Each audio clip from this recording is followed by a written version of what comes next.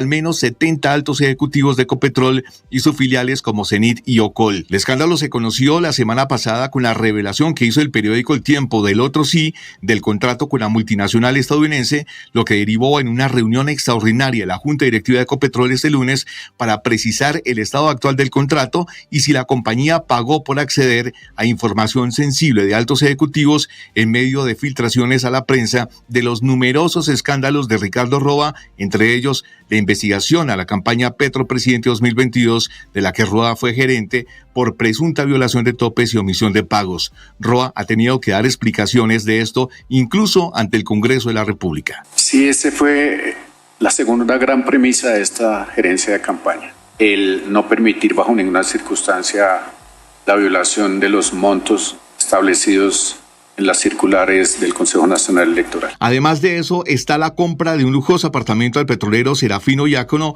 y los negocios de Ecopetrol con una firma del fallecido empresario William Vélez, quien fue jefe de Ricardo Roa en una empresa de Honduras, y de su pareja, Julián Caicedo Cano. Sin embargo, Roa lo ha negado siempre. No lo tiene, no lo ha tenido y no lo va a tener, y así se lo hizo saber a la Junta Directiva cuando a finales del año pasado se empezaron a anunciar algunos aparentes vínculos de él o alguna injerencia de él en los procesos con hojas de vida, con contratistas. Pues el escándalo va en la renuncia de Mónica de Greiff, que en la Junta Extraordinaria aseguró que ella nunca había aprobado el otro sí. De hecho, se habló de que hubo extralimitaciones. En las últimas horas, el presidente Gustavo Petro citó a otros miembros de Ecopetrol al Palacio de Nariño y además del caso del contrato, del que Petro dijo que no existía, se abordó la renuncia de Ricardo Roa. Una renuncia de la que se viene hablando desde hace meses como consecuencia de los escándalos del presidente de Ecopetrol. ¿Es cierto que usted renunció a la presidencia de Ecopetrol como consecuencia del escándalo de Nicolás Petro? Bueno, eso nunca, ni siquiera ha estado por mi cabeza, la verdad, porque pues no ha habido una circunstancia que me lleve a pensar si quieren renunciar a la presidencia de Ecopetrol bajo ninguna circunstancia. En este momento entiendo que sí hubo por ahí algunos rumores de una citación a una junta extraordinaria para evaluar mi permanencia en Ecopetrol, pero eso nunca sucedió. Anoche, Ricardo Ospina, director del Servicio Informativo, reveló la lista de los directivos a los que se les retuvo correos electrónicos, documentos físicos, incluso computadores, dispositivos móviles, tabletas con información de contratos, actas, correspondencia, registros financieros y borradores de cualquier documento relevante.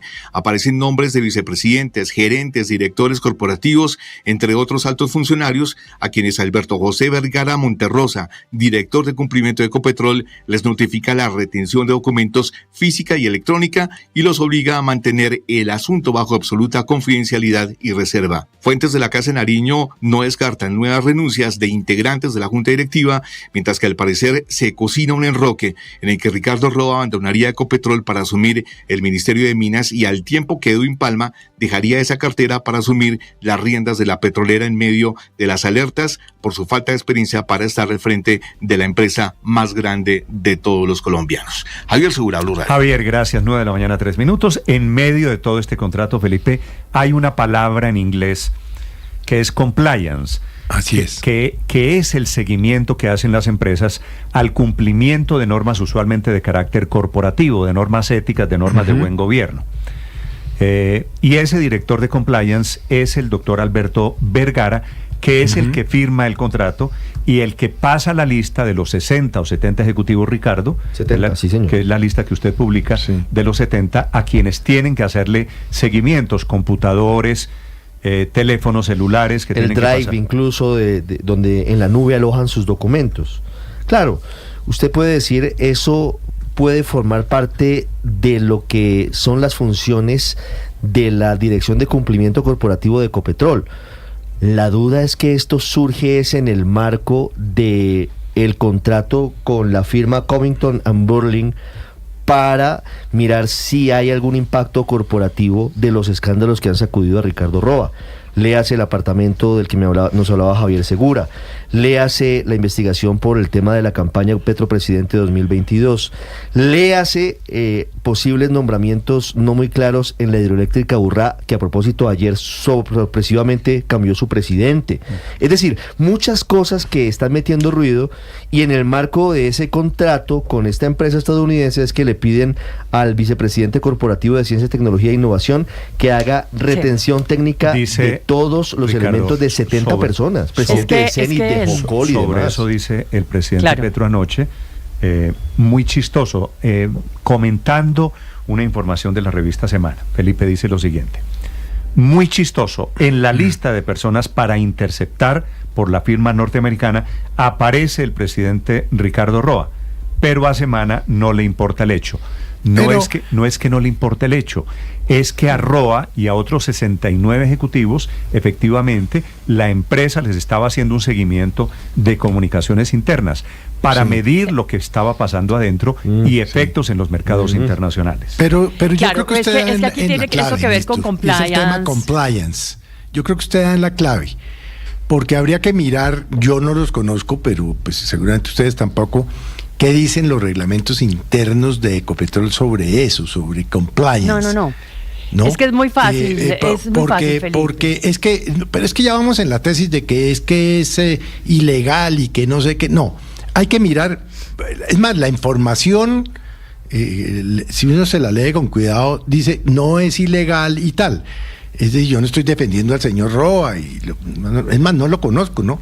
Pero yo creo que eso, ¿y por qué lo digo? Felipe, el compliance, porque es que cualquier cosa que tenga que ver con Ecopetrol afecta sus acciones. El compliance, básicamente, Felipe, son políticas de cumplimiento para evitar actos de corrupción dentro de las empresas. Correcto. Es el cumplimiento normativo de todas las prácticas, normas y procesos donde en los países en los que opera Ecopetrol, incluido los Estados Unidos, en donde hay una ley muy importante que Ecopetrol está en la obligación de mirar que cumpla a cabalidad, que se llama la Ley de Prácticas Corruptas en el Extranjero, que es la ley que no pueden pasarse por la galleta ninguna de las compañías latinoamericanas o de donde sea que coticen en la bolsa de Nueva York. Y por eso es que por ahí va el agua al molino, porque aquí lo que están determinando estos abogados de esta firma Covington & Burling es qué es lo que está pasando, y al interior, a raíz de eso, están investigando en la SEC, que es la Securities and Exchange Commission, que es la que los puede sancionar,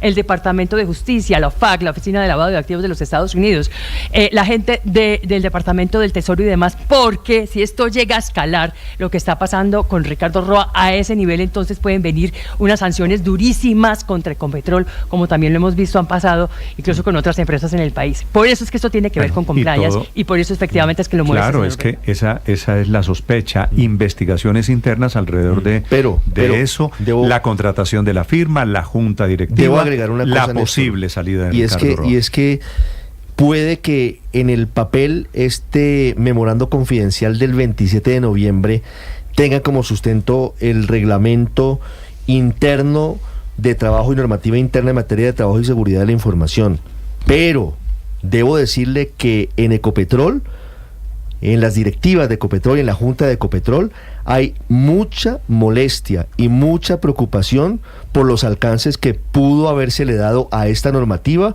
en cuanto al manejo y acceso de la información de las personas que están en esa lista. No es un tema que pase simplemente que es reglamentario, no. Ricardo, tendrá que investigarse a fondo Roa sobre esto. ¿Era investigado o era investigador? En este episodio, pues es que la junta directiva supuestamente autoriza el contrato.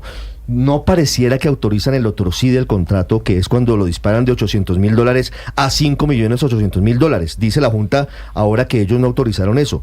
Pero lo otro es que están investigando si los escándalos de Ricardo Roa afectan o no a Ecopetrol. En este listado efectivamente está Ricardo Roa, pero también está, por ejemplo, el presidente de Jocol, el expresidente de Jocol, que es una de las filiales de Ecopetrol, Rafael Guzmán, que salió hace muy pocos días en medio de una pelea con Ricardo Roa. Está el presidente de CENIT. Están muchísimas personas de alto nivel de Ecopetrol, no solamente Ricardo Roa. Ahora, el compliance cubre a los ejecutivos de las compañías, eso tampoco será una novedad. Don César Loza es el presidente de la USO, el poderoso sindicato de Ecopetrol. Señor Loza, buenos días. Buenos días, don Néstor. Un saludo muy cordial para su mesa de trabajo y los oyentes de este importante espacio. ¿Qué sabe el sindicato? Ustedes son los representantes de los trabajadores que han sido muy protagonistas, inclusive con representación en la Junta Directiva. ¿Qué saben de lo que está pasando en Ecopetrol, señor Loza? Este es un hecho supremamente grave. El alcance de este contrato con la firma Covington, que es, de acuerdo al objeto, prestar asesoría a la Junta Directiva para procesos y discusiones relacionados con autoridades estadounidenses, es muy grave por 3 hechos fundamentales. El primero, que creemos que ha sido de público conocimiento y manifestado incluso por miembros de Junta, la Junta Directiva no dio la aprobación para que se firmara este otro sí, porque además es excesivamente costoso para Ecopetrol, $5.875.000. El segundo hecho, que es muy grave, y yo quiero poner aquí el foco, es que a través de este contrato, el señor Alberto José Vergara, vicepresidente de Ética y Cumplimiento, se ha tomado atributos que no le ha concedido autoridad alguna de Policía Judicial y ha ordenado la interceptación de celulares, de computadores personales, intercepta los correos. No solamente es hecho evidenciado a través de la lista que incluso ustedes publicaron como Blue Radio de 70 funcionarios de Ecopetrol, sino lo ha hecho sistemáticamente. Nosotros, aunque en ese momento no conocíamos la existencia de ese contrato, porque en ese momento no estaba el contrato, pero sí tenía la facultad del señor en el año 2004, el 23 de abril, nosotros denunciamos cómo a través de la Vicepresidencia de Ética y Cumplimiento han hecho montajes para proceder a justificar los despidos de trabajadores que, a pesar de ser excepcionales, los han sacado, y nosotros en ese momento hicimos la denuncia, está el video. Y lo tercero es que este señor Alberto José Vergara tiene denuncias por acoso laboral, incluso casos de acoso sexual, y esto nosotros lo pusimos en conocimiento de la Junta Directiva una semana antes de la Asamblea de Accionistas, y solicitamos tomar los correctivos. Nosotros, como sindicato, sí consideramos que es un hecho relevante que afecta a la imagen de Ecopetrol, y le estamos exigiendo a Ecopetrol y a su Junta Directiva que estas prácticas no se pueden seguir dando en Ecopetrol. En Ecopetrol tenemos reglamento interno de trabajo, tenemos oficina de control disciplinario, tenemos procesos llamados descargos para que se adelanten las respectivas investigaciones con cualquier tema y se tomen las decisiones, pero no a través de esta oficina con esas facultades para interceptar teléfonos y medios de comunicación. Sí, sobre eso quiero preguntarle, doctor Loza, porque en honor a la verdad, el documento que revelamos anoche en Blue Radio no habla específicamente, y por supuesto que no es legal, de interceptaciones telefónicas o de interceptación de comunicaciones de empleados de Ecopetrol ordenadas por el director de cumplimiento Alberto José Vergara Monterrosa. ¿Por qué usted habla de ese tipo de actuaciones? ¿Qué elementos tiene para señalar que él habría incurrido en ese tipo de prácticas? Sí, señor, nosotros como conocimiento tenemos información de procesos que se han dado donde interceptan los teléfonos, y una vez tienen o interceptan los correos, y una vez tienen justificado pues a su estilo, proceden a desvincular a las personas sin justa causa. Yo manejé personalmente el caso de una abogada que fue despedida sin justa causa, precisamente porque le interceptaron los correos. Yo vi los correos que le habían interceptado, porque alguien me los filtró. Y pues obviamente que ese tipo de situaciones el sindicato las ha venido denunciando, pero bueno. ¿Esa persona está en esta lista que publicó anoche Blue Radio? ¿Esta abogada que usted dice fue despedida, no, señor, con base en correos interceptados? No está en esta lista, pero sí fue despedida con un correo interceptado por la vicepresidencia, por la Oficina de Ética y Cumplimiento de Ecopetrol. Es que no solamente ellos interceptaban o intervenían las comunicaciones de estos 70 altos ejecutivos de Ecopetrol, donde incluso había el señor que no está en Ecopetrol hoy, que fue vicepresidente, el señor Consuegra, ¿cierto? Sí. También interceptan. Él está en ese listado incluso también. Sí, claro, pero también interceptan celulares, y también interceptan computadores, e intervienen correos de funcionarios de medio nivel y trabajadores de todas las estructuras de Ecopetrol. Los que consideran pues deben intervenir. Sí, ustedes con base en esto han denunciado ante las autoridades competentes. Si esto llegara a comprobarse, puede llegar a ser un delito. ¿Ustedes han denunciado esto ante la Fiscalía, señor Loza? Es que es un delito. Lo que pasa es que nosotros no conocíamos que este contrato existía, y anoche particularmente tengo que referirle, me causó mucha sorpresa precisamente ver ese comunicado o ese oficio que ustedes, confidencial, que ustedes divulgaron, donde está el listado de las 70 personas, donde incluso aparece Alberto José Vergara relacionado, como una estrategia disuasiva, pues, pero realmente el propósito es aquí intervenir teléfonos como lo han venido haciendo a través de esta Vicepresidencia de Ética y Cumplimiento. Y nosotros sí le hemos exigido a Ecopetrol. En ese video que ahora se lo voy a pasar desde el año 2024, nosotros hacemos referencia precisamente a cómo a través de esa oficina hacen montajes contra trabajadores. Bueno, ahora esto toma relevancia precisamente por el contrato que se conoce y que ya ha sido de público conocimiento y de amplia difusión en los medios de comunicación. Sí, señor Loza, quiero hablar más a profundidad sobre el contrato. El contrato es muy controvertido, el contrato con Covington & Burling. Primero porque cambia Ecopetrol súbitamente de firma asesora. Existía un contrato de cerca de 15 años de antigüedad con otra empresa estadounidense y lo cambian a Covington & Burling para este tipo de actuaciones, para saber el impacto de los escándalos de Ricardo Roa en la empresa. Pero además hay un hecho adicional.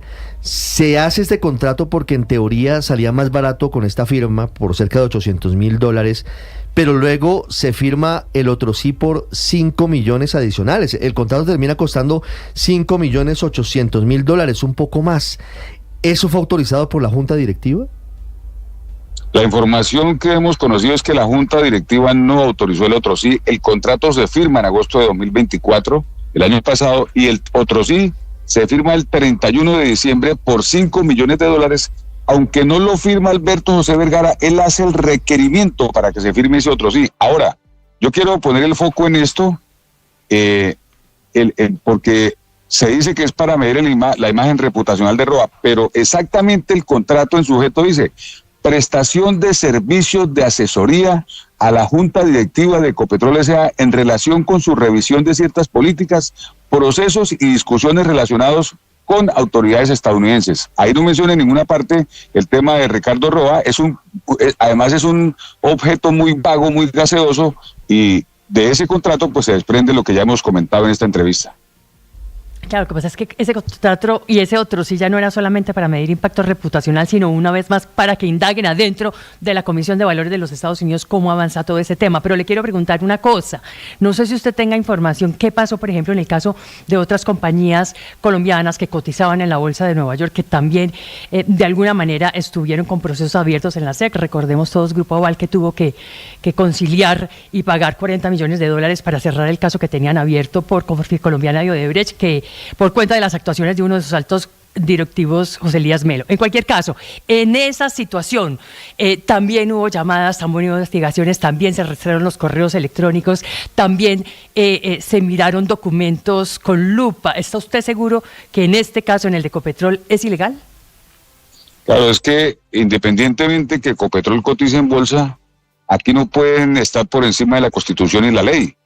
Y por supuesto que esto no significa que en Ecopetrol se debe tener patente de corso por parte de los altos funcionarios para hacer lo que quieran, pero tiene que respetarse la Constitución política y respetarse el papel de los entes competentes como la Fiscalía, la Procuraduría, la Contraloría, el Consejo Nacional Electoral, y no que entonces una firma de abogados validada pues o fundamentada en un contrato le dé las facultades al señor Alberto José Vergara Monterrosa para que proceda a interceptar teléfonos y computadores y correos electrónicos. Eso de ninguna manera está permitido, porque además eso raya incluso en la ilegalidad. Don César, ¿usted todavía es amigo de Edwin Palma? Sí, somos amigos. ¿Y él va a ser el nuevo presidente de Ecopetrol? Pues eso han manifestado los medios, no tengo certeza, el compañero Edwin Palma no me ha dicho eso, pero ojalá llegara a ser presidente algún día de Ecopetrol. El compañero tiene las competencias, tiene las facultades, y de una vez me anticipo, esa prevención que hay frente a que un sindicalista sea presidente de Ecopetrol se cae de su peso cuando se mira lo que ocurre en Brasil, donde un ex sindicalista que ni siquiera tiene título profesional por tercera vez está dirigiendo a un país que tiene la 8ª economía en el mundo y lo ha hecho de la mejor manera. Los sindicalistas también sabemos hacer las cosas, independientemente que no pertenezcamos a las castas tradicionales históricamente mandadas en el país. Él podría pasar sin ningún tipo de impedimento de ser ministro de Minas a ser presidente de Ecopetrol. Bueno, creo que hay algún debate jurídico. Hay una discusión jurídica. Particularmente creo que sí puede, pero obviamente no soy el ente competente facultado pues para definir si tiene o no tiene inhabilidades. Sí, yo sé que usted no es el competente, pero pensé que habían mirado el tema jurídico, que creo que vale la pena pegarle su mirada. Don César, un gusto saludarlo, gracias por esta información. Don Néstor, un abrazo, buen día. César Loza es el presidente del sindicato de Ecopetrol, la USO, sobre las muchas noticias y muchas irregularidades en la empresa.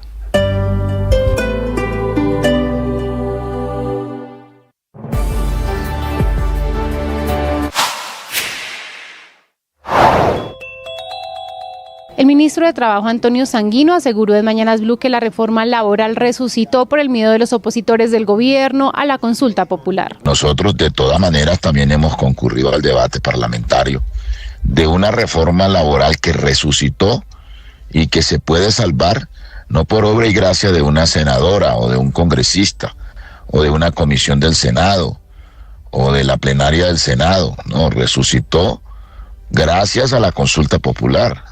A la convocatoria a la consulta popular. Fue el miedo a que se hiciera una consulta lo que llevó a los más enconados opositores del gobierno a que se reabriera la discusión de la reforma laboral que ellos mismos habían hundido en la Comisión Séptima del Senado de la República. Yo creo que se dieron cuenta de su enorme equivocación y de la indignación creciente de la gente ante la mezquindad y la decisión de no querer discutir una reforma laboral tan importante, una reforma tan importante para la gente, lo que lo llevó a resucitar la discusión y a que en buena hora estemos discutiendo de nuevo la reforma en el Senado. Suscríbanse a nuestro canal de YouTube para acceder a este y más contenidos. En Blue le ponemos cara a la radio. El próximo sábado, en apenas 2 días, 1 de junio, Salud Bolívar EPS dejará de formar parte del sistema de salud después de que la Superintendencia de Salud autorizara la solicitud de retiro voluntario que marca el fin de operaciones de esta entidad en el sector y que es la primera EPS a la que le dan autorización después de que se la negaran, por ejemplo, a Sura o a Compensar, de las primeras EPS en levantar la mano para solicitar su salida de un sistema que está en crisis. A partir del sábado, los usuarios de Salud Bolívar serán trasladados a Aliansalud EPS, aquellos del régimen contributivo, y a Capital Salud, aquellos del régimen subsidiado, con la promesa de que no se pueden interrumpir los tratamientos. Esta EPS forma parte de la compañía Seguros Bolívar, entidad que a su vez hace parte del Grupo Bolívar, uno de los conglomerados empresariales más sólidos e importantes del país, pero como EPS es una aseguradora relativamente pequeña, con sus afiliados principalmente en Bogotá, en la ciudad donde cada vez es más compleja la situación de todo el sistema de salud, marcada por la desfinanciación, que es la razón que lleva a hacer la solicitud de salirse de todo el sector de la salud.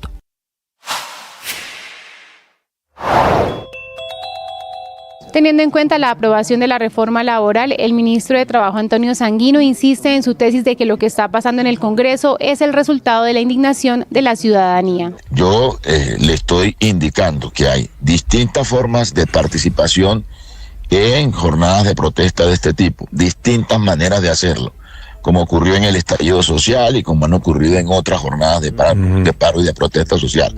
Ahora bien, yo sí creo que lo que ha venido ocurriendo en el Congreso ha sido el resultado de la indignación de la gente, de la ciudadanía o de sectores de la ciudadanía que no se han sentido contentos con la manera como se ha comportado el Congreso en el trámite de las reformas y en particular en el trámite de la reforma laboral. Eso es lo que yo creo que está pasando y por eso nosotros vamos a seguir insistiendo en las reformas, vía Congreso, por supuesto, pero nos parece que el componente de participación popular y ciudadana que está prevista en la Constitución Nacional no es desestimable.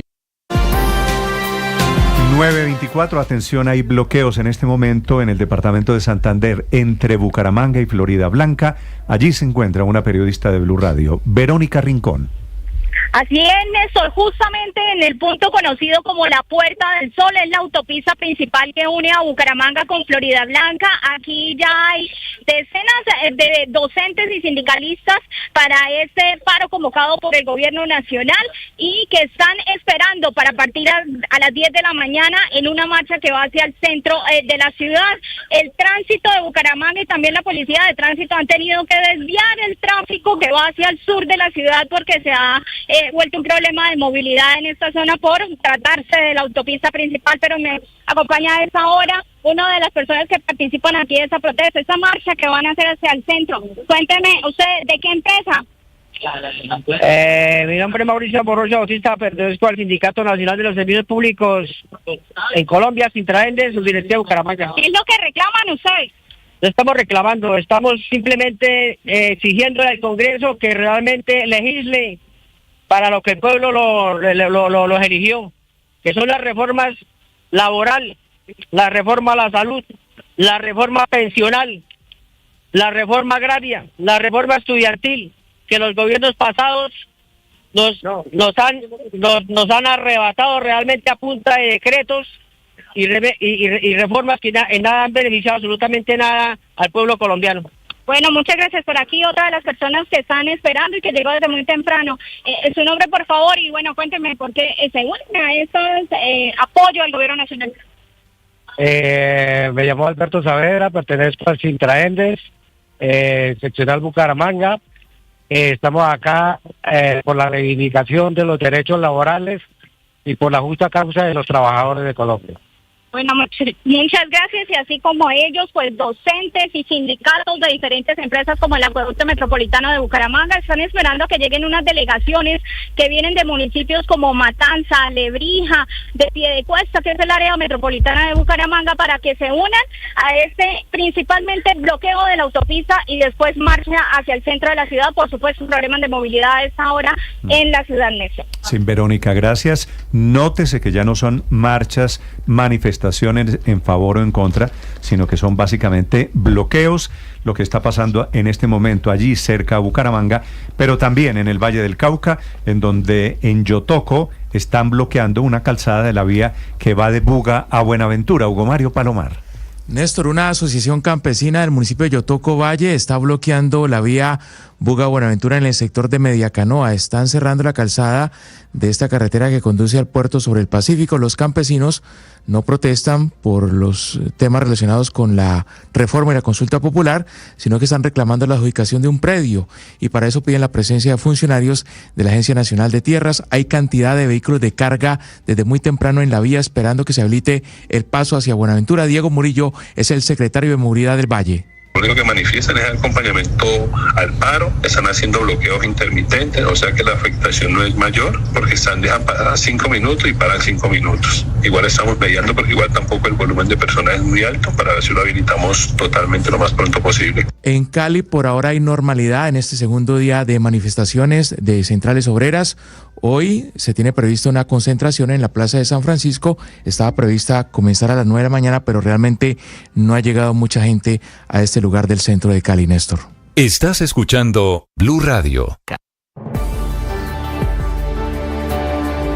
La experiencia espiritual nos da la oportunidad de renovarnos constantemente. Renovar nuestra mente, nuestro corazón y nuestras manos. Es decir, renovar lo que pensamos, renovar lo que sentimos y renovar lo que hacemos. Ustedes saben que eso está alineado. Pues bien, hoy te quiero invitar a trascender, a meditar, a orar, a encontrar textos sagrados que te iluminen y a renovar tu vida para dar lo mejor, para ser cada día una persona con más fuerza, con más ánimo. Yo lo hago a través del oracional El Man Está Vivo. Te lo recomiendo. ¡Ánimo! Tú sabes.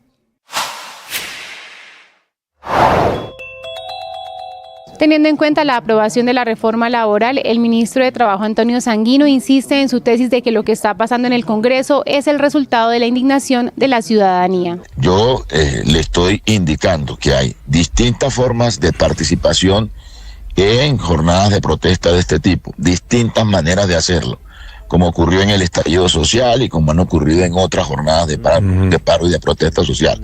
Ahora bien, yo sí creo que lo que ha venido ocurriendo en el Congreso ha sido el resultado de la indignación de la gente, de la ciudadanía o de sectores de la ciudadanía que no se han sentido contentos con la manera como se ha comportado el Congreso en el trámite de la...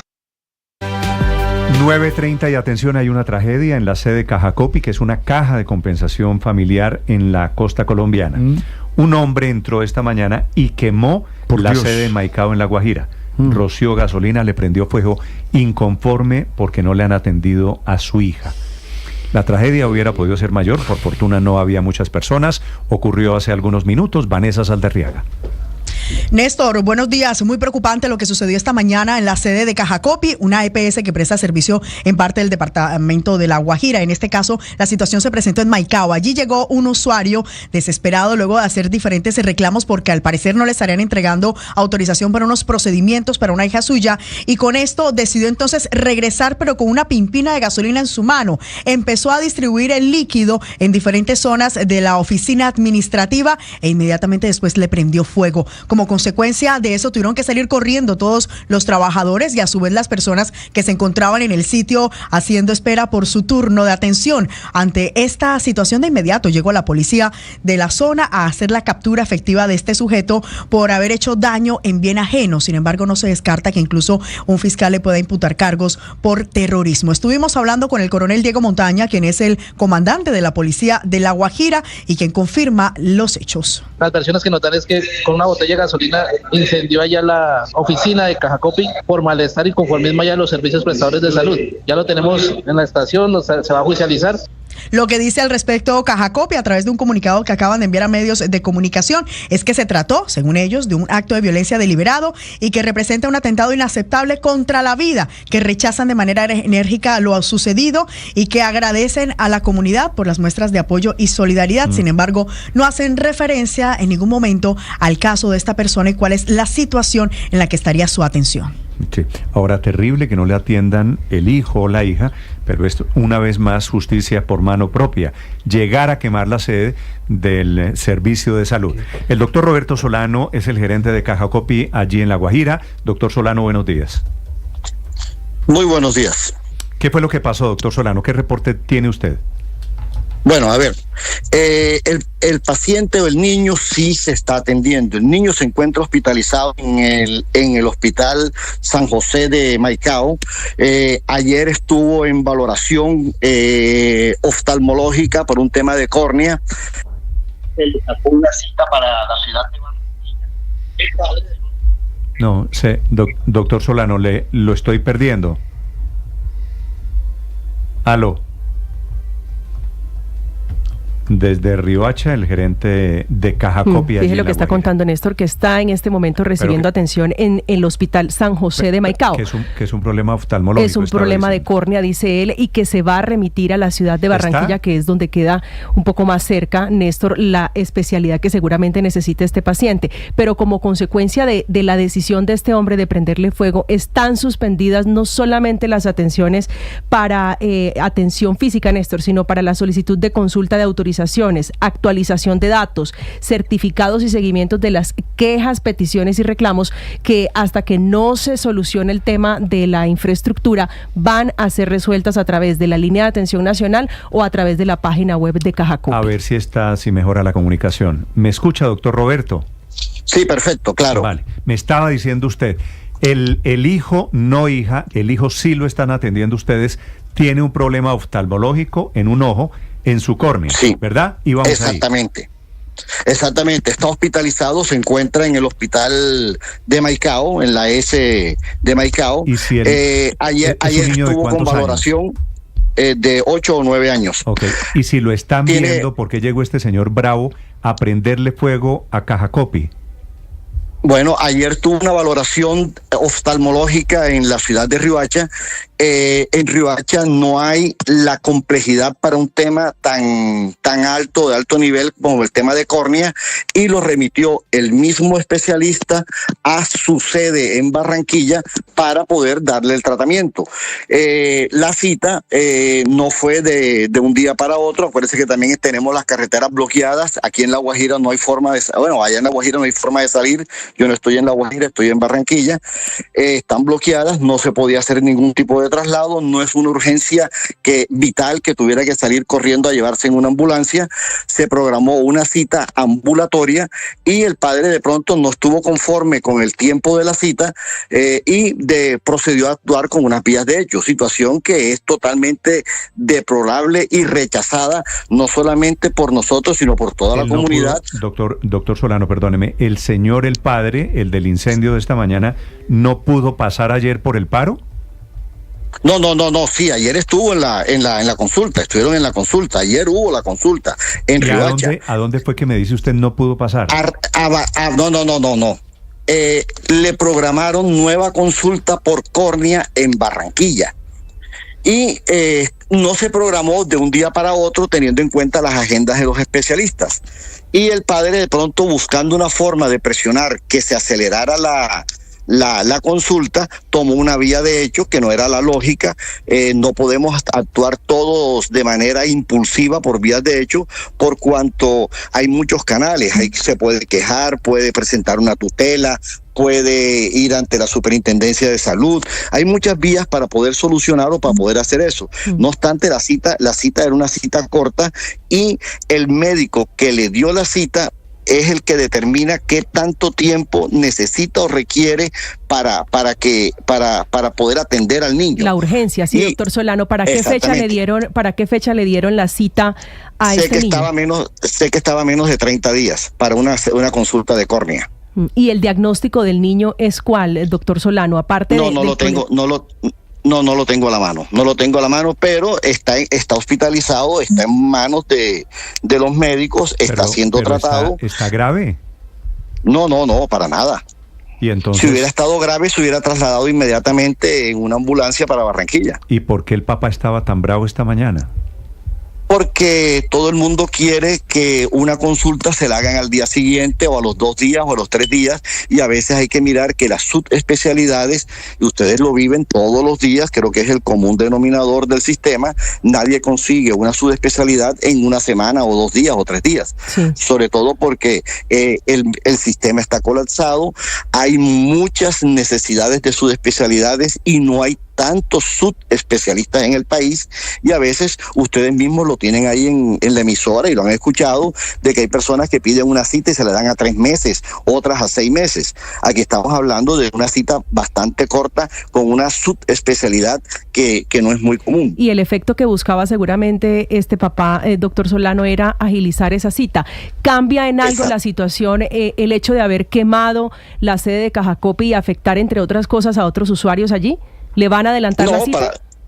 No, para nada, igual, vamos a hacer todo lo que hacemos con todos los pacientes, de darle su atención. Nosotros somos una de las EPS que menos quejas tenemos, estamos muy por debajo de la media nacional, andamos haciendo siempre seguimiento a todos nuestros pacientes, a todas las situaciones, teniendo en cuenta la gravedad de los mismos, y cuando nos revisten de una alta gravedad, inmediatamente se hacen las programaciones correspondientes. Él no quiso que se diera una programación, o pensamos nosotros que no aceptó la programación, sino que quería una atención inmediata, y por eso utilizó una vía de hecho que no es aceptable, por cuanto, ¿qué tal si los 55 millones de colombianos utilizáramos las vías de hecho para que nos solucionaran todos los problemas? Se nos incendia el país. Bueno, por una cita con un retraso seguramente que él no hubiera querido, era una cita un mes. Doctor Solano, una pregunta final. Este señor fue capturado, ¿verdad? Sí. ¿Y ustedes van a presentar, ustedes en Cajacopi van a presentar cargos contra él? Claro que sí, ya estamos en este momento elaborando la denuncia pertinente. Hay un intento de homicidio, de pronto no lo saben ustedes, pero él trató de impedir que las funcionarias y personas que estaban en la oficina salieran de la oficina. Las iba a quemar vivas, pues. Exactamente, él estaba tratando de impedir, pero el desespero de las muchachas y de los pocos afiliados que estaban en ese momento en la oficina, porque la oficina no estaba llena, alcanzaron a poder salir corriendo antes de que se quemara toda la oficina. Doctor Roberto, pero por estas mismas condiciones que usted está mencionando y teniendo en cuenta que ante todo se humaniza también el servicio de salud, ¿no han pensado en también dar una ruta de asistencia psicológica a esta persona que claramente está afectado por la situación de su hijo? Primero estamos tratando de determinar si el padre parece que no está afiliado con nosotros a Caja Copy. Si está afiliado, nosotros le tenemos que dar toda la atención del caso. Si no está afiliado, lo pondremos en conocimiento de su EPS para que revise el tema, porque debe haber alguna situación que detonó esa reacción de la persona. No, pues claro, hay que averiguar por qué se enloqueció. Pues solamente un estado no de desespero, de locura, lo lleva a cometer esto de esta mañana, que es atacada en la sede de Caja Copy, quemado, intentando quemar vivas a las personas que estaban adentro. Lo lamento mucho, doctor Solano, gracias. Gracias a ustedes. La locura de esta mañana. Néstor, pero tristemente tiene que generar un precedente, porque si no, puede volverse una rutina. Tristemente, padre, todos tiene los que ser castigado, así tenga un problema psicológico, así tiene que ser castigado, Néstor, porque si no se vuelve una práctica. Todos queremos la atención para allá. Pero no se puede y hay que entenderlo. Todos queremos que atiendan al niño ya, pero pues uno no puede ir a quemar. Y por eso te digo, entiendo que lo vayan a judicializar, entiendo que se ponga la denuncia, todo eso lo entiendo y seguramente será castigado. 9:41 minutos. Estás escuchando Blue Radio.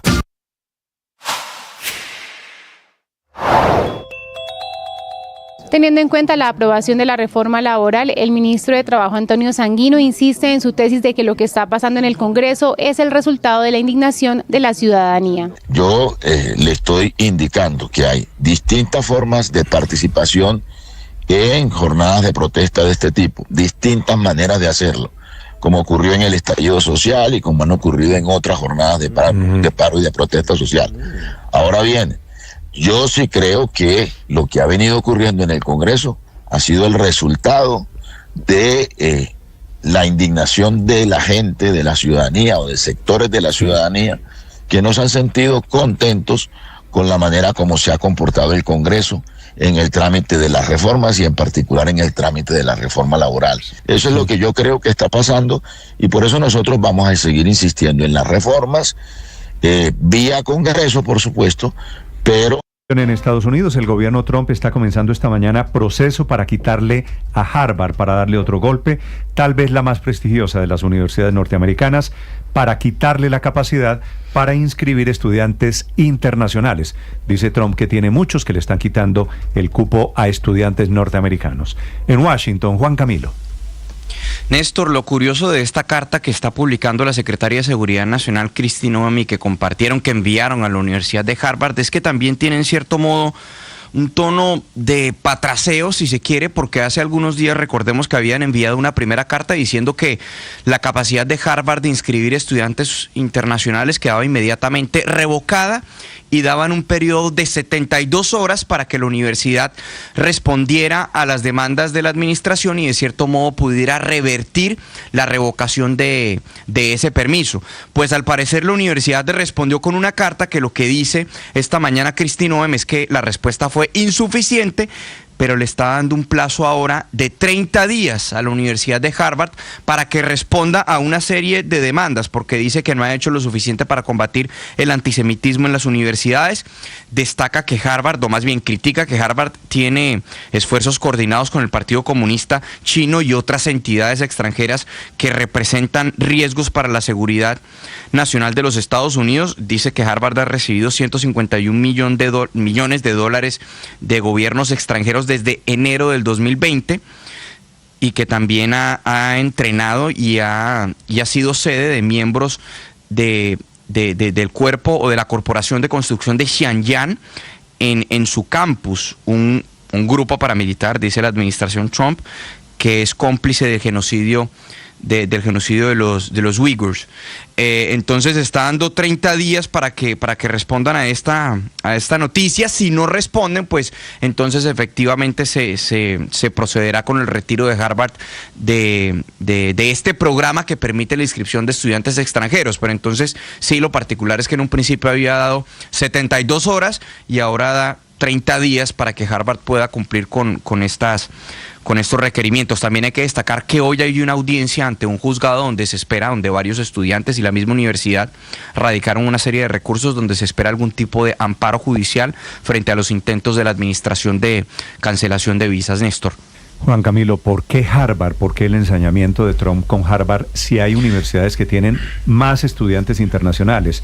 Illinois Tech, Néstor, el Carnegie, sí. Stevens, Northeastern, New School, Columbia, Hopkins, Clark, Rochester, Caltech, Chicago, todas tienen más estudiantes que Harvard. ¿Por qué la ensañó con Harvard? Néstor, hay quienes dicen y la misma administración que el argumento es el antisemitismo en el campus, no haber hecho lo suficiente frente a propuestas estudiantiles y lo que llaman como la cultura woke de izquierda radical en las aulas de clase. Pero la verdad es que si fuera así, pues todas las demás universidades también estarían enfrentando esta ofensiva durísima de la administración. Aquí la única diferencia entre Harvard y las otras universidades es que Harvard se resistió. Harvard no cumplió con las exigencias del presidente de los Estados Unidos ni con las exigencias del gobierno que, por ejemplo, pedía que hiciera cambios a los programas educativos, al pensum, que hiciera cambios a la forma como se admiten estudiantes, se contratan profesores, que hiciera cambios también a los programas que enseñaba y que pasara bases de datos con información de estudiantes, por ejemplo, que estuvieron envueltos en hechos de violencia o en hechos de antisemitismo durante las protestas pro-Palestina. Harvard es la única universidad que se paró frente a la administración Trump y naturalmente la administración Trump está ahora reforzando su ofensiva, tratando de enviar un mensaje también a las otras universidades de que esto es lo que te pasa si te resistes. Yo creo, usted tiene razón, Juan Camilo, pero creo que también hay mucho de símbolo en Harvard, así como el presidente busca símbolos en Colombia, Petro, para pelear y pelea contra el sector privado, contra lo que representa el sector privado, contra los ricos, contra los oligarcas. Pero ¿será que Trump encontró en Harvard su símbolo. ¿Será que es tan elaborado o será que hay unas rencillas personales en el tema? Porque hay una versión según la cual Harvard no admitió al hijo menor de Donald Trump, Barron Trump, y algunos ligan esta andanada de Trump en contra de la universidad. Todo eso puede haber un poquito. Eso, y que es la Universidad de Barack Obama. De Barack y de Michelle Obama. Es la universidad, la cuna de un símbolo de la élite demócrata. Señor Juan Camilo. Sí, ese rumor de Barron Trump ha estado circulando, pero un portavoz de la primera dama, Melania Trump, dijo que él no aplicó a Harvard. Entonces, pues, se le puede creer al portavoz. Barron Trump está estudiando en NYU, en la Universidad de Nueva York, negocios. Juan Camilo, gracias. Son las 9:47 a.m. Hablando de conflictos internacionales, esta mañana de jueves, atención, hay una sacudida en la Franja de Gaza, literalmente, por cuenta de ataques aéreos de Israel que han matado ya a 64 personas. Una mañana de caos y de violencia en el Medio Oriente, informa Silvia Carrasco. Sí, Néstor, ya son 64 las personas muertas allí, producto de los bombardeos propiamente tales, pero también hemos contado que hay 4 muertos en esas avalanchas de personas que están todos los días intentando llegar a esos nuevos centros de ayuda que se han instalado en la ciudad de Rafah. La Fundación Humanitaria de Gaza, que está a cargo de ese sistema, ha dicho que ellos no dispararon a los civiles. Dice que solamente es producto del caos, del hambre y también por la falta de experiencia de sus propios funcionarios, es lo que ellos mismos están reconociendo. Ya son 3 los centros que han instalado allí en Gaza y han repartido 1.800.000 comidas, es lo que dicen en lo que va de semana. Se habían propuesto repartir 1 millón, de alimentar a 1 millón de personas de aquí al fin de semana. La otra noticia, Néstor, es que Estados Unidos ha puesto sobre la mesa una nueva propuesta de alto al fuego, y así se refería a esta nueva propuesta Steve Witkoff, que es el enviado especial del presidente Trump para el conflicto de Medio Oriente.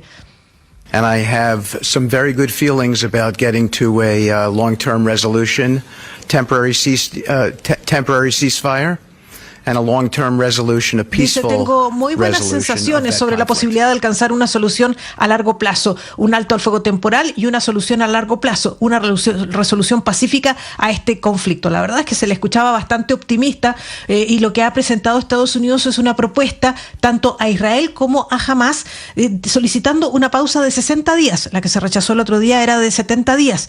¿Y qué es lo que proponen ahora? La liberación de 10 rehenes vivos, la devolución de los cuerpos de 18 rehenes israelíes muertos a cambio de la liberación de 1.200 prisioneros palestinos. Hamás dice que ellos están de acuerdo con un acuerdo marco, pero el gobierno israelí está dividido porque los ministros de extrema derecha dicen que no quieren darle ningún respiro a Hamás. Por último, hay una medida tomada por el gobierno israelí que está siendo condenada por la comunidad internacional porque se trata de una escalada peligrosa. Israel acaba de aprobar 22 nuevos asentamientos judíos en la Cisjordania ocupada. Esta es la mayor expansión en décadas y las autoridades palestinas advierten que esto va a consolidar aún más la ocupación. De hecho, los ministros ultranacionalistas dentro del gobierno de Netanyahu dicen que no pueden perder el territorio que ya han conquistado, que por eso están extendiendo los asentamientos, Néstor. Estás escuchando Blue Radio.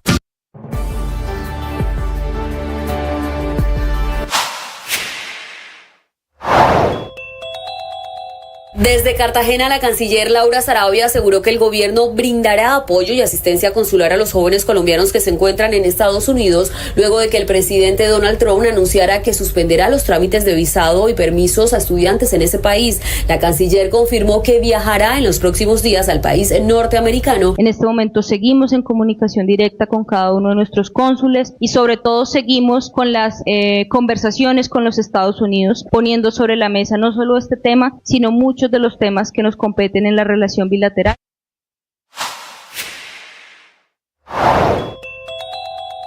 Ecopetrol, conjunta directiva extraordinaria en las próximas horas y tras la renuncia anoche de uno de sus más recientes miembros, la exfiscal y expresidente de la Cámara de Comercio de Bogotá, Mónica de Greiff, nombrada por el presidente Gustavo Petro desde octubre de 2022 y a partir de octubre de 2023 como miembro independiente de la Junta. No obstante, anoche presentando su renuncia irrevocable al directorio en medio de una reunión de varios de sus miembros con el presidente Gustavo Petro y en plena mitad del escándalo por el millonario contrato de $5.8 millones con la firma de abogados de Manhattan, Covington & Burling, especializada en casos de cuello blanco, abuso de confianza y delitos de corrupción económica, y cuyos investigadores vienen rastreando correos, conversaciones y documentos de al menos 70 altos ejecutivos de Ecopetrol, incluidos miembros de junta directivos y presidentes de filiales como Cenit o como Jocol.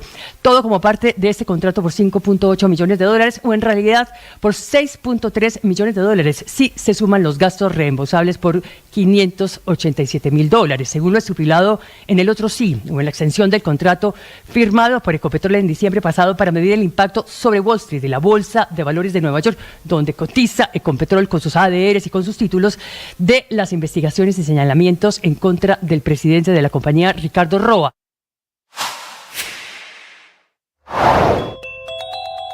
En Mañanas Blue, el ministro de Trabajo, Antonio Sanguino, aseguró que el gobierno nacional no convocó las marchas que se vienen desarrollando desde ayer. Nosotros no hemos convocado esta jornada de paro nacional. Esta jornada la convocó una instancia que se denomina la Coordinadora Popular por el Cambio, en donde tienen asiento las centrales sindicales y las principales organizaciones sociales y populares del país.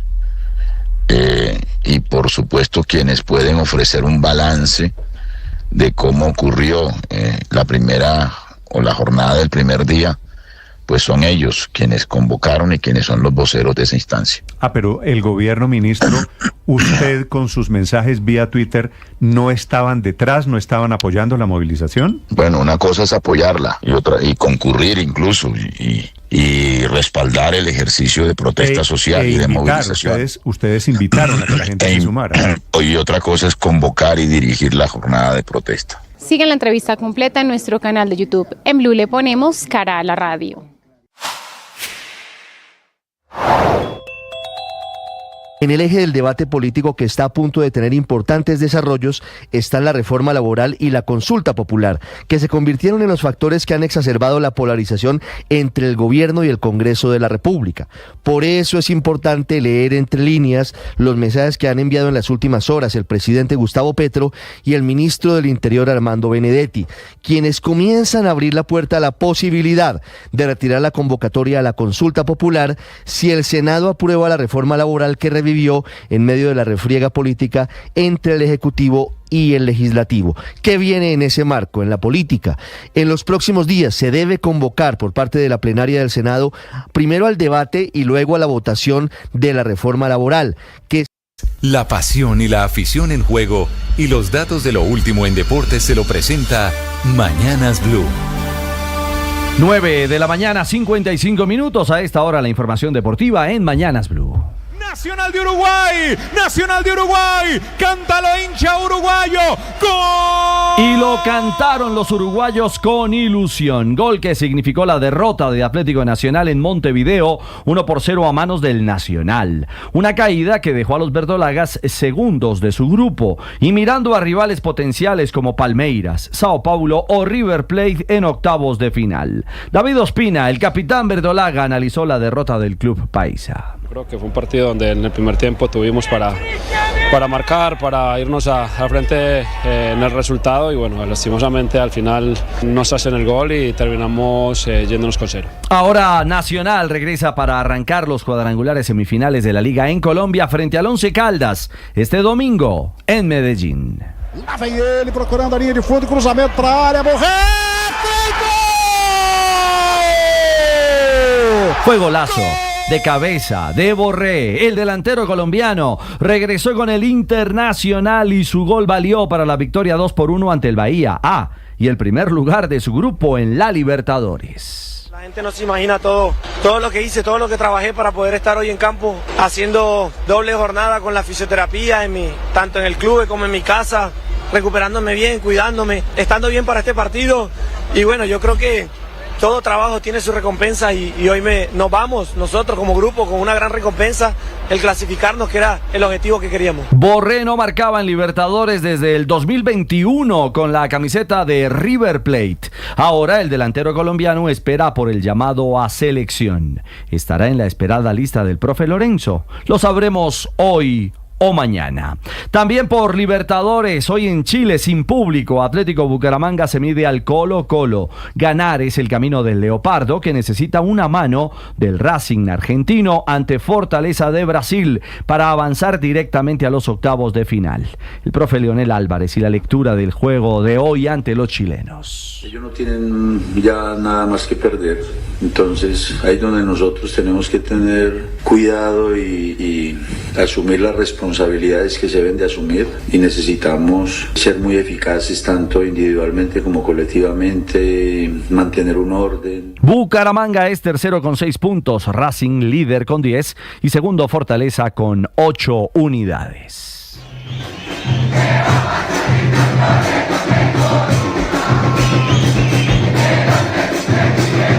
El 11 es un sentimiento. Banderazo en Río de Janeiro. ¿Para quién? Para el Blanco Blanco. El 11 Caldas que se juega hoy el primer lugar del grupo frente al Fluminense en la Sudamericana. Al equipo de Manizales le basta empatar para ser primero y avanzar a octavos de final. Las cuentas del profe, el arriero Hernán Darío Herrera. Podemos ser primeros, segundos en Brasil. Vamos a buscar el primer lugar. Yo creo que es difícil, pero tenemos la mente y la actitud muy grande de hacer un buen partido, además que sería bueno ir a ganar también. El 11 Caldas tiene 12 puntos, Fluminense 10. Uno irá a octavos y otro al repechaje de la Copa. El Thunder, Juventud Divino Tesoro, superan a los Minnesota Timberwolves 124-94 y se quedan con los máximos honores de la Conferencia del Oeste. Paliza de Oklahoma en el quinto juego. 13 años después, los Thunder llegan a la gran final del mejor baloncesto del mundo. Shea Alexander aportó 34 puntos y fue el MVP, el mejor jugador de la final de la Conferencia Oeste, para dejar en el camino a los Timberwolves. El mejor equipo de la temporada regular de la NBA sigue firme en la búsqueda del título. Ahora, tras superar 4-1 en la serie a Minnesota, y aguarda por los Pacers o los Knicks. La Conferencia Este, a propósito, la domina el quinteto de Indiana 3-1 y de ganar hoy en Nueva York sería el otro finalista de la NBA.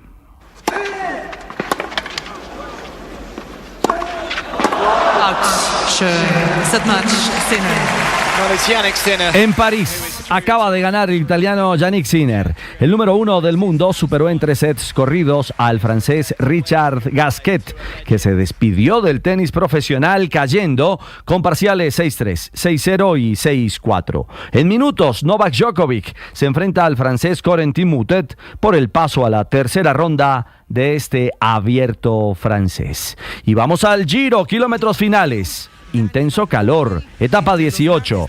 ¿Qué pasa en carretera? Eso nos lo cuenta el Team Caracol. Se dice que se lo van a llevar, bueno, tantos buenos puntos que les ha dado Sam Welsford y lo van a dejar ir. Por eso están como están, muchachos, hombre. No dejen ir esas buenas piernas que tienen en el Red Bull Bora Hansgrohe, que miran un poco mejor a su talento, no lo dejen ir. Bueno, aquí vamos con Nico Denz. Esta sí sería una bocanada de aire puro para esta escuadra que ha sufrido bastante. Que perdieron a Rod